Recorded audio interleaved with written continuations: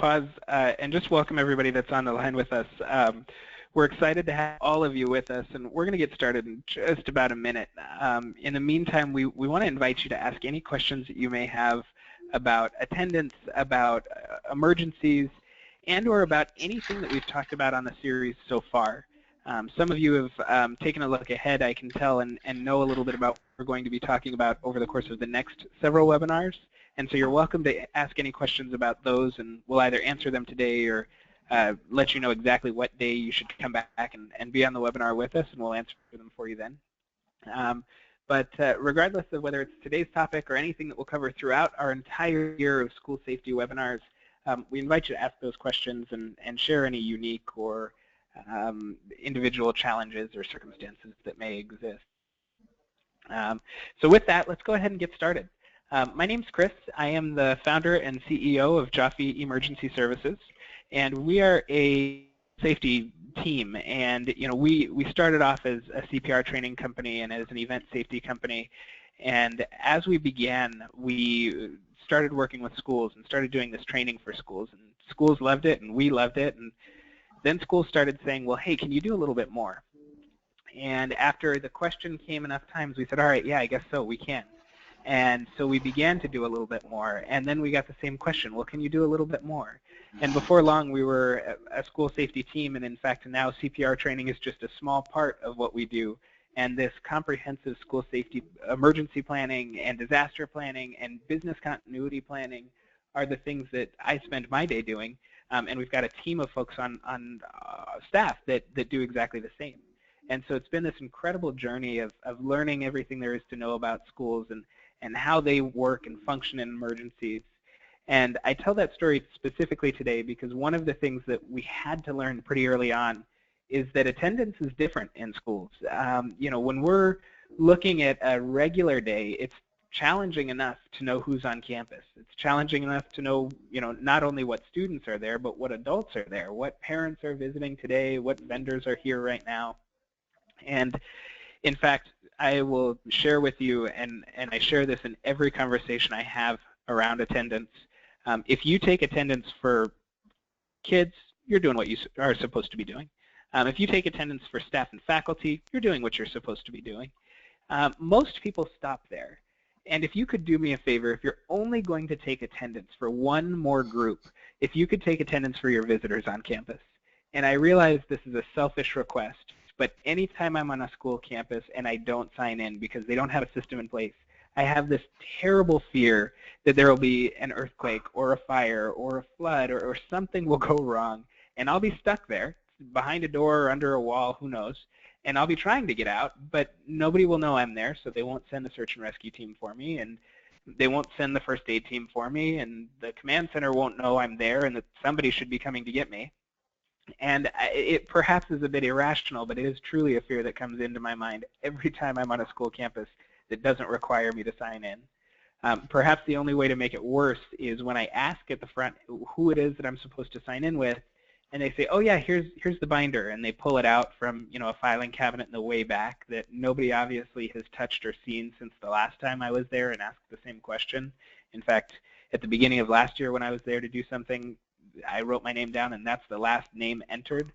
Well, that scares me even more because now I know that I've signed in, so I've done my part, but that binder or that clipboard or whatever it is probably not coming out to the emergency egress area when we evacuate. So at any rate, all of that is to say, I realize it's selfish, but if you could just do this for me, if there's one group of people that you will take attendance for above and beyond your students, of course, and your staff and faculty, let it be your visitors and perhaps specifically your safety consultants. So with that, I'm going to turn it over to Yedidya in just a moment. Today we're obviously talking about taking attendance, and again, that's not just day-to-day, that's not just emergency, but really both, and how those two things interact. Throughout the series, we've been very proactive in sharing with you how much we want to hear your questions, and you've been incredible at sharing those questions with us. So we hope to see that same thing today. Anytime that you have any questions, you have any challenges or unique difficulties, whether they're specific to your school or grades that you work with or your region, your neighborhood, any of those types of challenges, we invite you to share those with us so that throughout our conversation today and into the future, that we can really make sure that we answer those questions and help, of course, the masses and all of you that are on these webinars with us. And we're so proud and thrilled to have all of you with us, of course. But it's more than helping everyone. We also want to be sure that we can help you. And so please do share those questions and thoughts and challenges with us in the question box on the right-hand side of your screen. With that, I'll go ahead and turn it over to Yedidya, and welcome, Yedidya. Thank you, Chris, and thank you for that amazing introduction. And I'd like to welcome everyone who's with us today. Been really psyched to be able to share this information with you. And I was the person who gave last week's webinar as well. So very quickly, my name is Yedidya. I've been EMT CPR instructor for about 6 years now. My main job is working as one of the safety consultants for Joffe Emergency Services, and I'm the consultant on the East Coast, or one of them, and that's kind of the majority of my work right now. I also got my Bachelor's of Science in Health, Science, Society, and Policy, so I really like talking about ways of structuring policy and being aware of different rules and being aware of a lot of different things that are in play whenever we're creating plans, either for disaster or just for day-to-day business.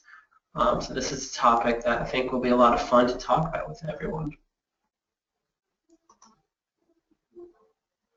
So I just really want to quickly bang through some objectives. Why do we take attendance for everyone? And we should. I'll tell you already, and Chris mentioned this. Everyone should have their attendance taken. And part of this is being safety-minded. And that's one of the real things that I really talk about with attendance is a mindset. Safety is a mindset. It's a cultural mindset of always thinking about ways that we can be safer. It's not about being alarmist. It's not about being paranoid. It's about looking at the things we do in our life and realizing ways we can make things safer. And we're going to talk about some different strategies of how we can take attendance and how we can get over some common obstacles that we at Joffe have seen at the schools we've worked with. We're going to talk about what makes good attendance and what you guys, what we really need to be looking for when we're designing attendance systems. And then I'm going to talk about a few technologies that we have worked with in the past. And I'll say this up front, we do not specifically support or have any partnerships with any technology. I'm going to mention a few that we have worked with, and I'm going to try and give a bit of a discussion on it. There are many, many, many, many different technologies, and what I hope to do with our discussion is give you guys a sense of what you like and what you don't like. What do you need for your school? Because it's kind of like a Goldilocks situation. There's going to be technologies that are too much for you. There's going to be technologies that don't do much. And there's going to be technologies that are just right. And I like doing these technology comparisons so that you have an idea of what kind of discussion you want to have with your own people. So we're just going to hop right in. And we're going to start with mindset. And taking attendance and checking who's coming in and out of a building can be a really difficult thing. And one of the things is, especially kind of in this day and age, people don't like being watched. We always talk about big brothers watching. People just generally don't like having to account for their whereabouts all the time. They don't like having to answer for exactly where they are, where they're going. They don't like being questioned. They're an adult. They should be able to do what they want. People dislike being watched. And then we also have kind of a dichotomy. We have a problem because on one hand, we want our schools to be a welcoming community. We want people to feel safe at our schools. We want this to be kind of a home away from home for not just our students, but for a lot of schools. This is also a community center. It's a place where people gather. So we really want people to feel like school is a welcoming place. but we also need to be safe. So we need to be able to account for who is coming in, and we need to be able to account for, are we getting some random person who has no business being in our school, who might pose a threat to our school. We might have them coming in, and on one hand, we need to be welcoming. We're a community center in many regards, in many cases. On the other hand, we can't be completely open because we do need to keep our community safe. So can we do both? And of course the answer is yes. Another thing I want to talk about with our mindset is that it's about being safety-minded. And I was saying this earlier, safety-minded is going about, when we're creating our policies, when we're going about our day, and saying, how can I make sure that we're being safe? How can I make sure, we're not blocking our emergency exits? That's always a big one, big obvious one. Whenever I'm walking around school, if I see anything blocking any exits, and no, that moves. That's being safety-minded. That is not being paranoid, screaming, we're going to have a fire tomorrow, the building's going to burn down, and we need that exit cleared. That's not what I'm saying. What I'm saying is we walk around and we try to bring up the level of safety. One of the things about being safety-minded is everyone needs to be on the same page. Everyone needs to agree that safety and security are important. And again, we don't need to be paranoid. But one of the things that I see most is security applies to everyone but me. They say, I've seen parents who they don't need to sign in. I've been at a school where there is very good funneling, so there's only one entrance that is open to the public. However, there is a door with a passcode, and only the faculty are supposed to know that passcode. And in fact, the school switches the passcode every month or so just to make sure it still remains within the faculty only. That said, there are at least 20 different parents who know that passcode. Somehow they always seem to get their hands on the passcode. And if you asked any of them, any of the parents, how do you feel about safety? It's like, oh yes, I want my kids to be safe. And you say, how do you feel about everyone has to check into the front desk? And, oh yes, that seems like a good idea. And then you say, well, how come you are able to use the passcode? It's like, oh, well, you don't have to worry about me. I'm a parent, or, I'm so-and-so, so you don't have to worry about me. And that's just not the way that being safety-minded works. Being safety-minded is, as a community, we need to all agree that together we need to work to bring up the level of safety. So we'll get a bit into this later, but this is one of the mindset things that we really need to instill kind of in everyone, that everyone needs to work together to make safety happen. So this is a really useful tool, and I apologize already. I kind of got crazy with the animations. I have a lot of fun here. This is my sliding safety scale, and this works. Hopefully it works. So on one side of the scale, we have this big open mountain, this ledge. There's no railings, there's nothing keeping people from falling in. On another side, we have a maximum security prison. The question is, where are we on this scale? And there are a lot of things that we can do to move where we are on the scale. If you take stock of your community, your school, and you look at these two different extremes, the open ledge versus the maximum security prison, you'll find that you are somewhere in between. And it doesn't, we at Joffe, we don't mandate a certain level. We don't say you need to be here, or you are this kind of community with this many students, you need to be here. That's not what we do. What we try to do is we try to help you move your position on this sliding safety scale to a more safe place. And there are a lot of things you can do to move your position on this scale. You can get armed security.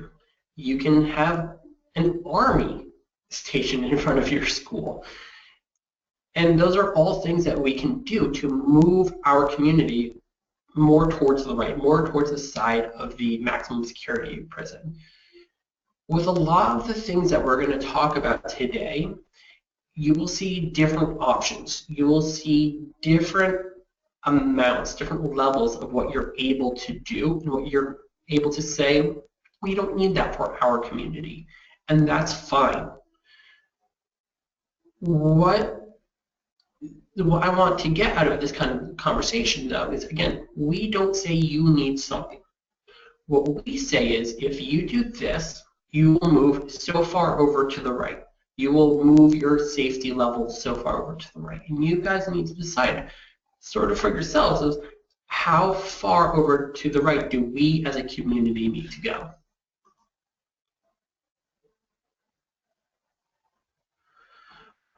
So why do we need attendance? And Chris gave an awesome intro about this. So we already take attendance for our students. In many states, there's mandates about taking attendance for our students. And just in general, we're usually pretty good about taking attendance for our students. We like knowing which kids are in, who's playing hooky, all those things. With staff and faculty, for payroll reasons or for whatever reasons, for manpower reasons, we know who is in the building. We know about where they are. We know if someone is sick today. A lot of the times, other populations are not accounted for. And I will say this right now, all populations need to be accounted for. If someone is in your building, in your community, then, in my view, I think you really do have a responsibility of taking care of the people in your community who have entered your building. That's especially true for me. Just as Chris said, if I enter a school building, I am overjoyed when someone asks me for my ID. And it's always funny because they always seem really nervous about it. And they always seem, oh, I'm sorry to make you do this. And I'm like, that's great. No, please ask me for my ID. Please take down my name, my emergency contact info, my medical history. Not that much, but I want to be checked at the door. It makes me feel safer. We need to take accountability for everyone who enters into the building. And this is for two reasons. It's for security and it's for safety. And a lot of times we kind of use these terms interchangeably, but really there is a difference. Security is we need to know who is coming into our buildings, who's coming onto our campus. And the vast majority of time, someone who's wandering on, it's going to be fine. They're not there for any malicious reason. But part of being responsible for our community, for our children, for anyone who's in the building is if there's someone who is trying to gain access who shouldn't be there, whose presence causes a threat, that there needs to be an established way of at least checking. And I'll give you an example. I have worked in a school, an unnamed school, where there was not any person who was checking people coming into the building. The door was open, you could come in, you never had to register with anyone. What I did is I established a person who sat at the front, and it was actually, there was someone at the front desk already. It was just, I suggested to this community that that person, all they do is they say hi to people and have them sign in. And then I got a lot of questions like, well, does this really raise security? Because they could lie about who they are. They could lie about if they have a destination, if they have a reason for being in the buildings, then of course they can lie. That's not the point. The point is that there needs to be established at least one point where people are challenged, and so that someone has the ability of saying, this doesn't feel right. When the school didn't have anyone at the front entrance, there was never the opportunity to say, this isn't right. If that person came in and they were armed and they wanted to get into, yes, one person just signing people into a book, that's not going to stop them. But there are a lot of other scenarios, more common scenarios, where having someone just saying hi and having the ability to challenge people coming in really increase the security of that campus. And if we go back to our sliding safety scale, having someone check people coming in just as a, hey, what's your name, where are you going? Even if they weren't actually checking ID, even if they actually weren't, registering it to a huge extent, that increased their safety a huge amount. Now, if they had an armed security guard there, that would also increase their position on the sliding safety scale. But just having someone taking attendance was a huge step towards security. And for safety, safety is another really big one. Safety is knowing who is in your building and keeping your population healthy, and watching out for other kinds of disasters, usually natural disasters that could happen.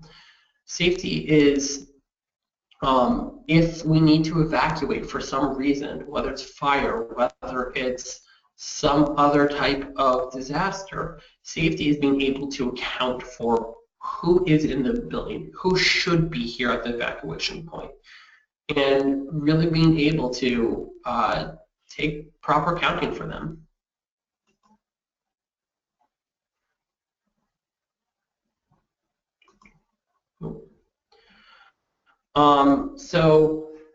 Sorry, progressed one slide too far.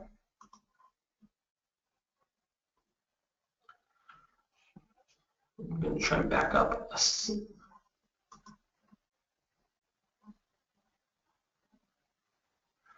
Yeah, so again, everyone must sign in. And one of the things that's really important for this idea is people need to be funneled to one entrance. For a lot of schools, that will mean just one entrance to the building, so they only have one building. A lot of times that can mean making some doors that were previously entrances into exit only. We never want to completely close off a door. We never want to make it so people can't exit in case of emergency. But we want to make it so that people must go into a checkpoint before they can really go anywhere else. Sometimes, instead of making those doors exit only all the time, they're exits, but you can also use a card swipe to get back in. They're exits, but you can use a fob or back in. With the idea being that staff and faculty who already have their own accounting can use those entrances as they like, but any visitors, any parents are funneled to one location to sign in. If your school is more of a campus, and that's kind of high school that I went to, where there are multiple buildings, this kind of gives you a few options. You could either have a check-in or some kind of checkpoint at multiple buildings, or you can try to funnel them to one building. So another school that I've been to is like that. There are 8 different buildings on campus, but before you're allowed to go to any of the buildings, you need to go into the main building, and you need to go to the main office, and you need to sign in, and you get a sticker. I have seen at schools where there are multiple buildings, and to get into that building, you need to be buzzed in, and there's a camera. And you can also use the camera buzzer for when you have a single building. And what that looks like is just before you can open a gate or before you can open a certain door, someone at a desk, at the front desk usually, is able to see you, and they might be able to talk to you. They might say, "What's your business here?" You know, not in those terms, but usually it's like, "Hi, you know, who are you? Who are you going for?" And they will. It might be that they almost always let them in, but that gives them the ability to say, "No, you don't look like you're supposed to be here. You're not able to say why you're here. You're not able to give someone's name of who you're going to see. So I'm not going to buzz you in." Another thing that can be really useful is stickers or badges. And this is kind of up to you guys about how much you want to invest in, how much extra security and safety you need. If you are worried about people sneaking by and not signing in with someone, then sticker badges is great, because sticker badges say, "I have signed in. I have been accounted for. Someone did check me." And if you haven't signed if you haven't signed in, then it's very clear and apparent that you haven't. And people in the community, and we'll get to this, will say, "Actually, you know, you don't have a visitor badge. Can you please go to the main office and get one?"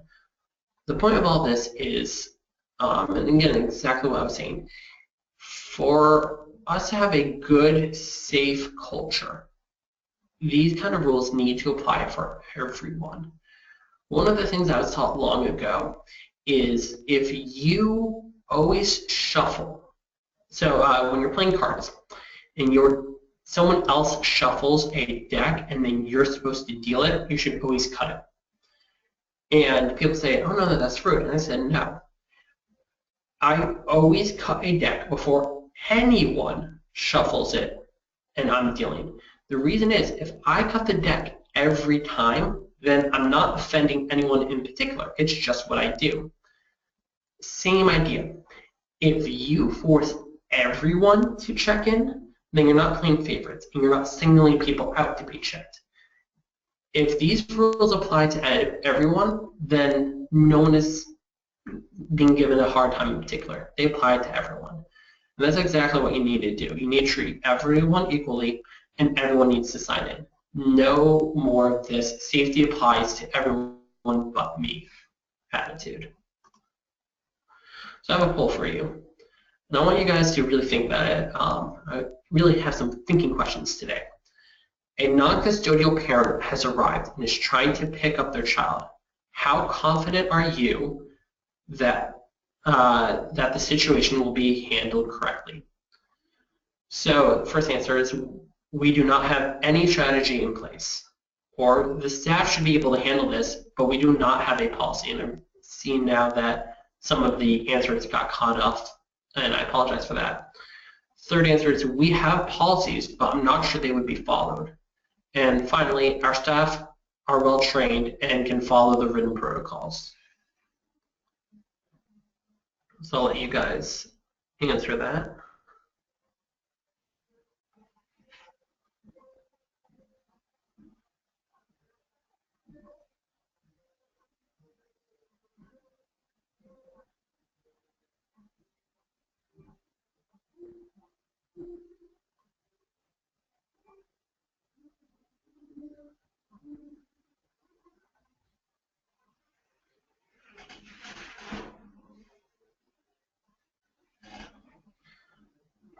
And I hope this is clear, the terminology I'm using, non-custodial parent.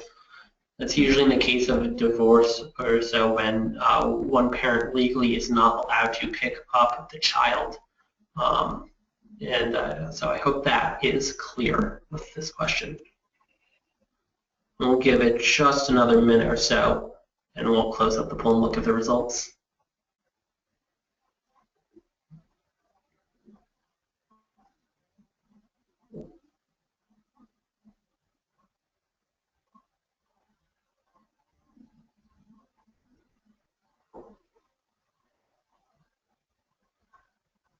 All right, so we're hovering around 60% of the vote, so I'm going to close it. Oh, is that another person vote? All right, so I'm going to actually go ahead and close it.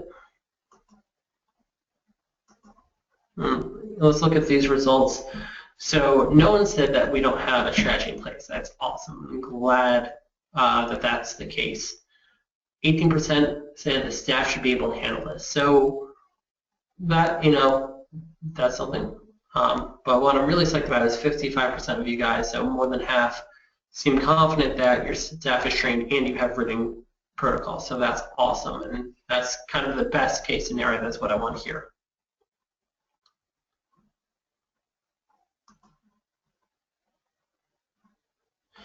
So let's go back to mindset. And I hope you guys aren't getting sick of this specific topic, but I think this is the most important one in this entire presentation, mindset. As I was saying before, be okay with challenging people. If you have a system where people are given stickers or badges or some other way of identifying that they have been signed in, they have been accounted for, and you see someone who's not wearing one of those badges, everyone in the community needs to be okay with challenging that person. And I'll go back to the example of shuffling cards. If this is a policy that everyone applied, that everyone is okay with challenging, and it goes to everyone, as in if any parent doesn't have a badge and they're supposed to, if that's always going to be the case, then no one is being singled out. No one is being given a rough time by being challenged. But everyone in the community needs to sit down and say, being safety-minded is important to me. And because of that, I'm going to challenge people. And I'm not doing it to be mean. I'm not doing it to exclude people, but I'm doing it to make everyone safer. And the goal is that if I'm challenged, I'm happy. I want to be challenged because it means that people are looking out for me and people are looking out for this community. The goal of challenging people is for them to feel safer as well and for them to know that they're in a safe community. It's not to be mean. People need to be okay with challenging people. Another part of this is if there's a person who's checking people in, and it's up to them a lot of the time to say, this doesn't feel right. They need to have support. The administration needs to trust in these people. And they need to do that in two ways. First, they need to provide written and visible protocol for different situations. The last one we were talking about with a non-custodial parent. That is an issue that happens with kids. It is not a rare situation that there is a non-custodial parent, and it needs to be clear about how do we handle that kind of situation. The other side of it is if the person sitting at the front says, this doesn't feel right, I'm not letting you on, the administration needs to support that person. Whether the person ultimately made the right call or not, that person needs to know that they can trust their gut and that they won't be reamed out for doing so, because they have a huge responsibility on their shoulders. They are responsible for keeping their community safe, and they need to have the backing of the administration. And again, for as much as possible, there should be written and posted protocol about what to do in different situations. So policies, and this is exactly flowing out of that idea. Who accounts for people coming in and leaving? So in certain schools and certain environments, it just so happens that there is a person who's anyway sitting at a desk right by the main entrance, and it's kind of left to them to be the person who's saying, hey, make sure you sign in. Another thing that's really important is who is allowed to pick up a student. For certain schools, it's going to be small enough where after the first week or two of school, you know all your students and you know all of their parents. Awesome. What do you do about a cool uncle who says, oh yeah, my brother is feeling sick, he asked me to pick up his kid? Well, this is someone you don't know, but they have a lot of the right information. Should they be allowed to pick up? I imagine that most of you already have a process for this. They already have forms that specify who is allowed to pick up my student. So both parents, only one parent, this family friend or that family friend. And do you have, does the person who is signing out students, who is, and that may or may not be the person at the front, that might be the teacher. The person who is signing out that student, do they have access to this information? What do they do if someone who is not on that form is there to pick up a child? Who do they reach out to? What contact information is available? So for instance, if that cool uncle is there to pick up a child, but they're not on the form, well, okay, sit here, I'm going to go call the child's father. And then most of the time it'll be like, oh yeah, I'm sorry, I forgot to notify you. My brother is picking up my son. Excellent. But somewhere there needs to be that information of who is allowed to pick up that student. And what if it's someone we don't trust? And again, this could be a non-custodial parent. It could be someone we just don't recognize and they're giving us the heebie-jeebies. And the question is, how do we escalate that response? And how does the person who is checking the people coming in, how do anyone in the community, if they don't feel comfortable with someone, how do we escalate that response? And there need to be written protocol about this. They need to be like, okay, if it's someone we don't know them, we're not comfortable, the first step is we call in this person. And that person might be the school resource officer. That person might be an armed security guard. That person might be the principal or whatever administrator is available that day. So the first step is calling someone else. Maybe that person has another opinion. Maybe that person can talk to whoever it is at the front door. If that isn't available, if that doesn't work, how do we contact 911? And when is it appropriate to do that? And the idea is, we need to think ahead of time, how do we escalate the response? And I hope this term is making sense to you after I'm giving these examples. And it needs to be super clear and concise for whoever is checking people in at the front, but it also, people in the community, if a parent is on campus and they see something that makes them feel weird, they should know, who do I turn to help with this situation? When we are doing attendance and checking people in, what information is needed? That's a really big one. And the first thing is different for different populations. So for your students, you should already have a pretty good sense of how we do with attendance and what information is needed. For your staff and faculty, you probably do too. You probably already know all the information. All you need to know is, okay, are they in or are they not?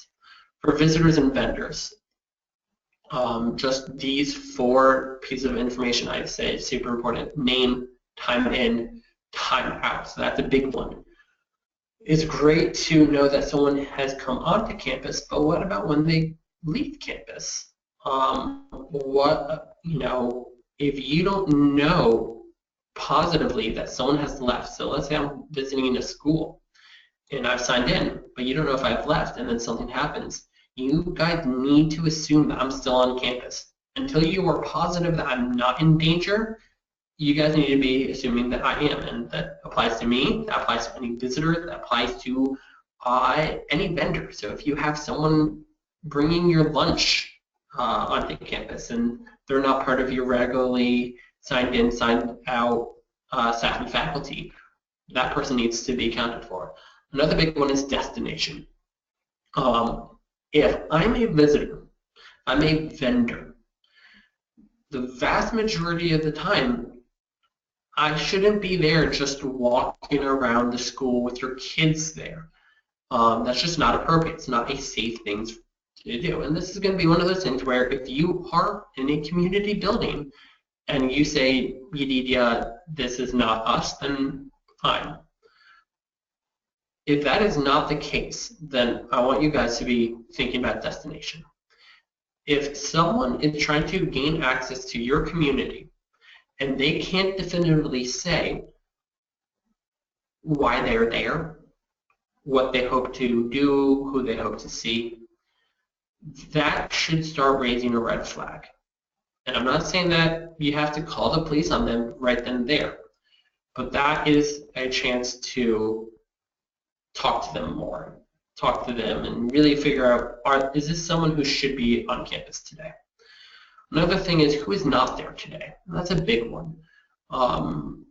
We do a lot of fire drill assessments and we say, okay, you know, is everyone here?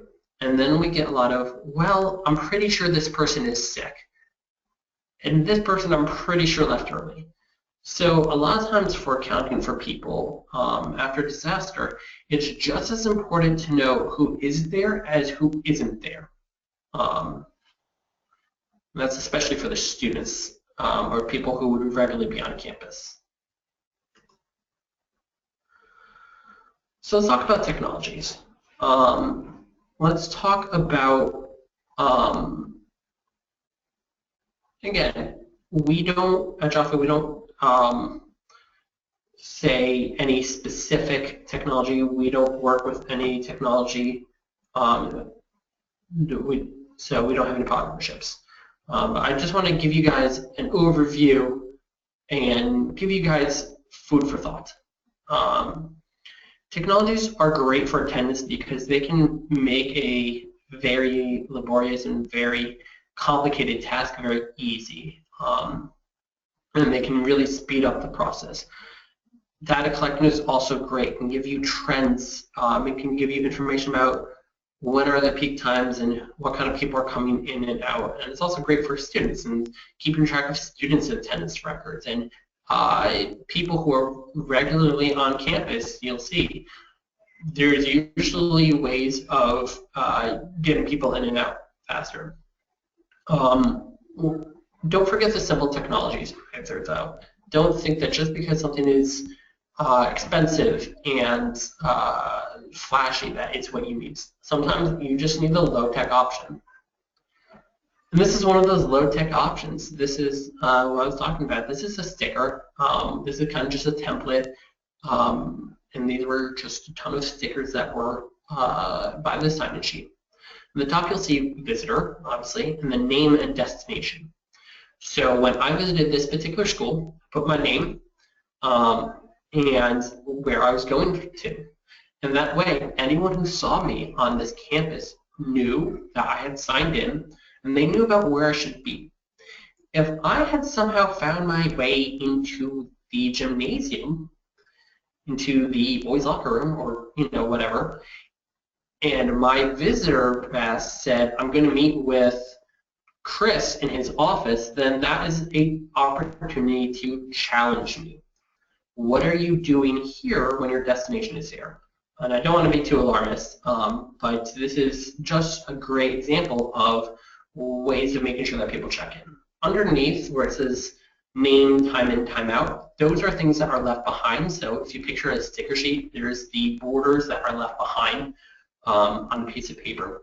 So this bottom part stays behind in the main office, and it's an counting of who is on campus. And so it's very simple information, just name, time in, time out. And that way they know that I have signed in. They know if there's someone on campus that they need to account for. And also by time out, they can know I have left. I want to talk about Blackboard. Actually, sorry, I wanted to talk about clipboards. Clipboards are another good low-tech option, and all it is, and there's an example later actually.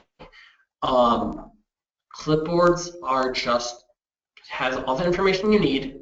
You sign in, and that sheet lives at the front office. So the sheet lives wherever people are signing in. Very low-tech. Has everything you need. Name, time in, time out. destination. Any other information, bonus, awesome. Very low text, very low cost, works. Now we're going to get into a conversation of higher technologies, and the first one that we've worked with is Blackboard.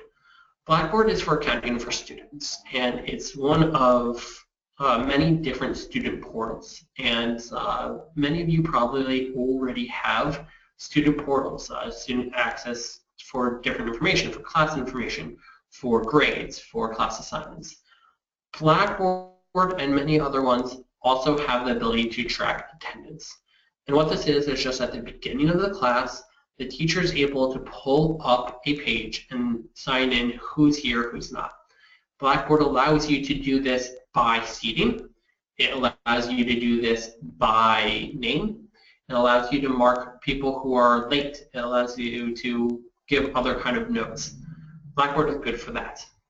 Blackboard also will store the information kind of not basically indefinitely, and puts in a centralized location that's accessible from other locations.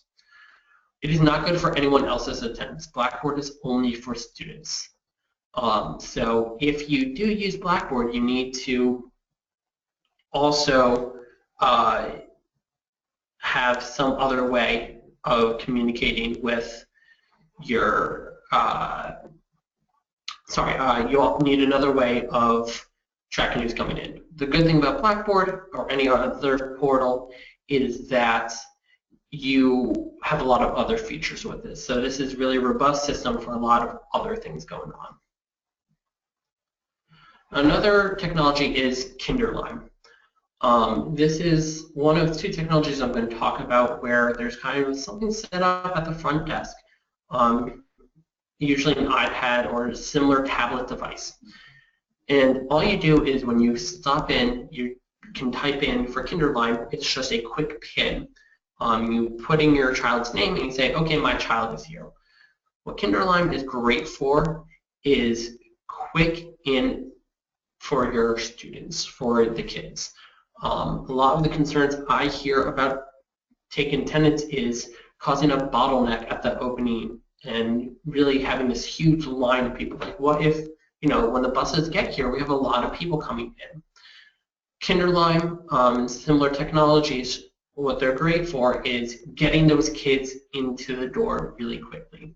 For KinderLine, you have something set up, you put in your PIN and students there. KinderLine also does set up reports, and those reports can be sent to various people and sent who is here today, and also more kind of overview reports of who has been tardy, who has been absent.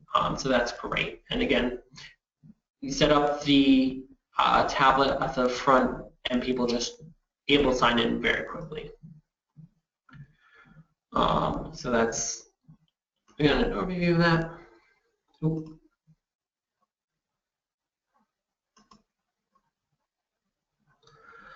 Another thing, technology is swiped on, and this is again using an iPad or similar tablet design. What's nice about swiped on is it has better visitor registration.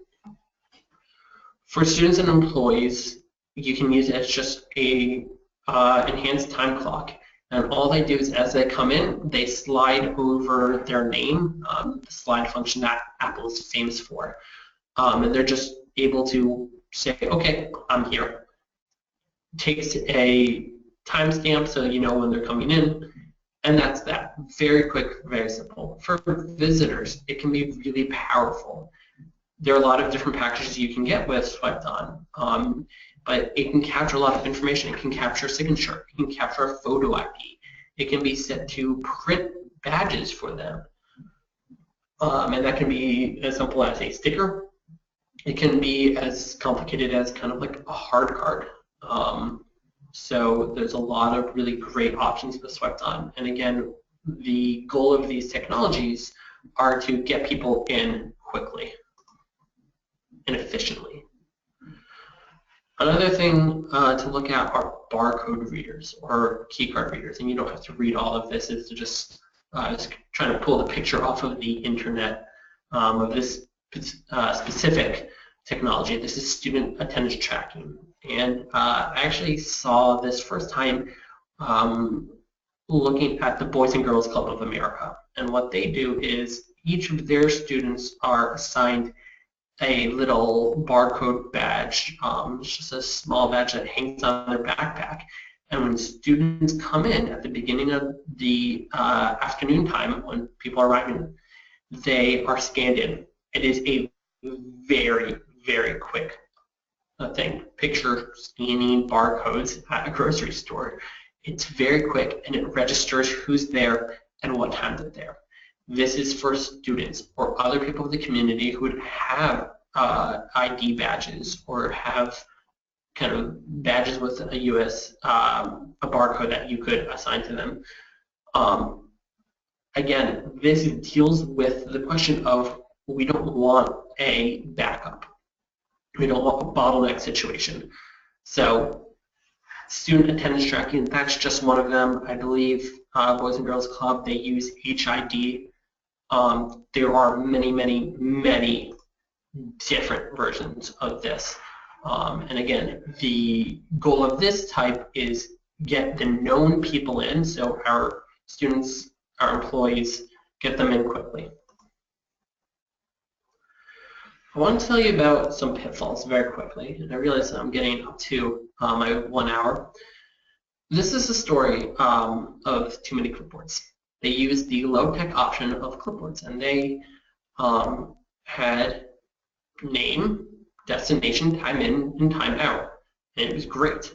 But then they said, we want everyone to sign in, but it seems really silly to have everyone signing in to one clipboard. We should have students sign into one clipboard and then other people sign into different clipboards. So then there was 2 clipboards where people were signing in. And they're like, well, we should split it up more. And eventually they had 8 different clipboards. And they had multiples, and it was so confusing that people stopped using the clipboards because it was too confusing. When we went in and we saw this, what we did, we simplified it to 2 clipboards, one for student and one for everyone else. And the thing that we implemented was a legend. And you can see it right here on the screen. This is a legend that they would put in. P for parent, V for visitor, and so forth. And that way, there is one clipboard for students to sign in and one for everyone else. So one of the pitfalls that we see is just a good system that was made overcomplicated. So one thing I want to talk to you about is when the big one happens. When you leave the building for an evacuation, you need to be able to account for who has made it out of the building. So you need to take attendance as soon as you get to your evacuation point. Who has made it out of the building? And you need to compare that against who you expect to be there. Who is in the building that day? So we're going to ask our second poll now. The big one is happening. You are evacuated and do not have internet access. How many people know who is in the building today? And this is a big one. This is a big one of where do your attendance sheets live? Do they live solely online? If someone does have the attendance sheet, how many people? Are they accessible? When Chris was talking at the beginning, he signed a binder. He signed in on a binder where that binder was then put in a filing cabinet. And it's like if that building needed to be evacuated, the binder of the visitor sign-ins was not being brought in. So I want you guys to think. If you guys had to evacuate very quickly and you didn't have time to grab everything, who has access to who's supposed to be in the building today? So first one is attendance sheets are inaccessible. Just one person would have access to that attendance. 2 to 3 people, 4 or more people. So again, really big thinking questions today, guys. So I want you guys to think about, really put yourself in the shoes of, something is going on and where is that attendance living? a lot of the time we'll get to school, we'll look at their attendance, and they do really good attendance for their students, and then the lists live in the classrooms. And so if there's an evacuation, then the teachers need to remember to grab those lists before they leave, and that can sometimes be a bit of a challenge.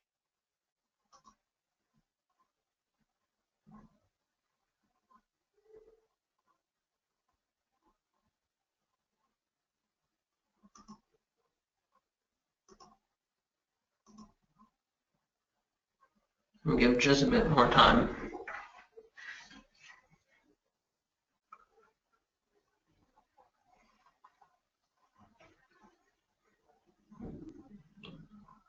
So just over half of you have voted.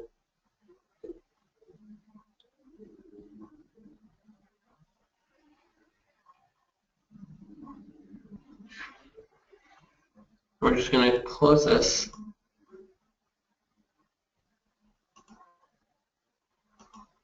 Look at the results. So pretty much what we were hoping for.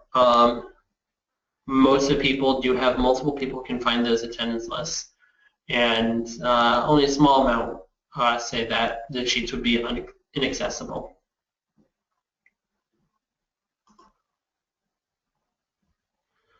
So some more pitfalls. Have backups. What if the main person is not there? So if the front desk person is not there that day, who is going to be there checking attendance? And if they need to go up to the bathroom, who's going to sit there instead?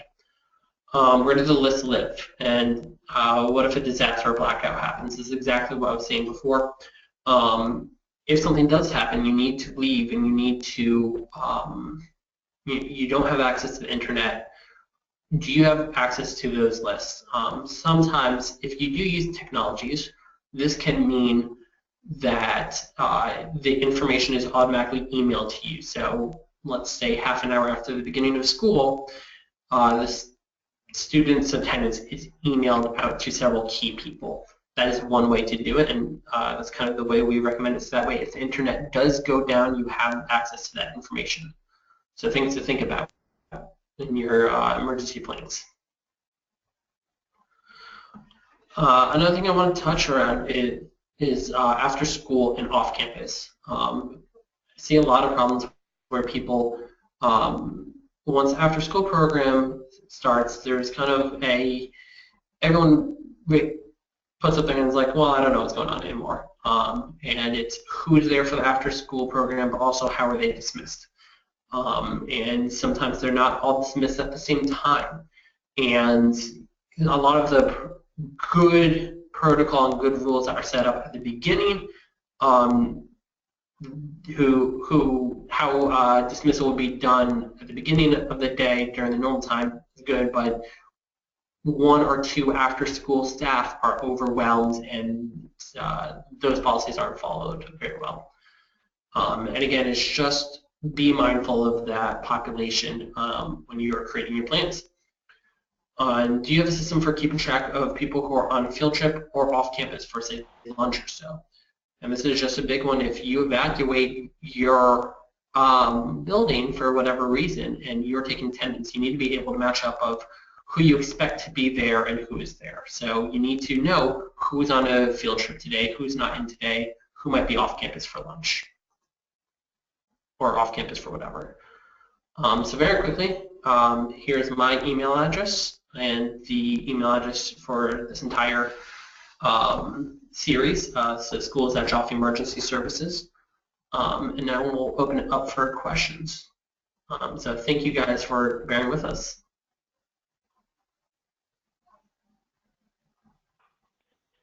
Thank you so much, Yedidya.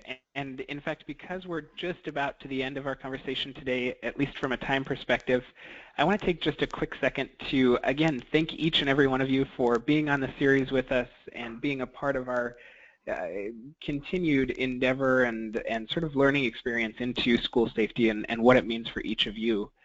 As part of the benefit of being a part of this webinar today, we'd like to offer you a complimentary school safety assessment. And during these assessments, somebody from our school safety team actually comes out and does a walkthrough of your campus and evaluates things from the number of AEDs you have on campus to the type of emergency preparedness supplies that you have in place to the very type of attendance system that you use, both on a day-to-day basis as well as in the emergency setting. And so if you have the ability to, it's an hour and a half or so, about 90 minutes worth spending, if nothing else, just to get an idea for where your strengths and where your weaknesses are. And through that assessment, through that conversation, we can help you prioritize some of those items, whether they're incredibly important to do right away or perhaps things that you can put off until next year. We just went ahead and chatted out that assessment link, and so all you need to do is click the link that we just shared with you in the chat window, and then go ahead and sign up for that. And one of our team members will get in touch with you in the next day or two to get that assessment set up. And incidentally, if you're thinking to yourself right now, well, I wish I could get the assessment, but I'm not really ready yet, that's okay too. You can definitely sign up for it now. We'll get in touch with you now, and then we'll just make a note for ourselves to bug you again when you get ready for it. Again, I can't tell you how much we appreciate you being on this series with us both today and all throughout it. Next week, come back and be with us again as we talk through reunification, which is the very natural next step. After we talk about attendance and knowing who's there, our very next thought in the emergency setting is, well, how can we get rid of all of those that are here? How can we dismiss these kids back to their parents? And all of us go back to whatever realm of normalcy we can attempt to create post-emergency or disaster. And finally, as though we haven't shared enough quite yet, we'd like to ask you to also give us some feedback. At the bottom of the page in front of you, as well as in the chat pane that you have in front of you or to the right of your screen, we'd like to ask you to complete the SurveyMonkey survey, give us as much feedback as you can, and tell us what did you like about today's conversation and any of the conversations that you've been a part of thus far. And also, looking forward, what are some of the things that you'd like to see? Last week we had an excellent bit of feedback, and somebody said, we'd love to have you focus on what each of our teams are supposed to do, sort of do a broken down or drilled down version of the overall presentation for each of the teams, search and rescue and first aid and reunification. And so we've put together that series, and in the first part of the calendar year we'll have that for you. In the next couple of weeks we'll be talking about things, of course, like reunification, and then looking at things like business continuity and how the teams are supposed to work together, what types of communication equipment and supplies work and make the most sense for your school. And so continue to join us. If you're not signed up already, make sure that you are signed up for every Thursday at 10 a.m. Pacific and 1 p.m. Eastern. And if you have any questions at all, please feel free to contact us at schools@joffeemergencyservices.com. Again, thank you so much for being here, and we can't wait to see you next Thursday. Thank you guys for bearing with us, and it's a pleasure having you here.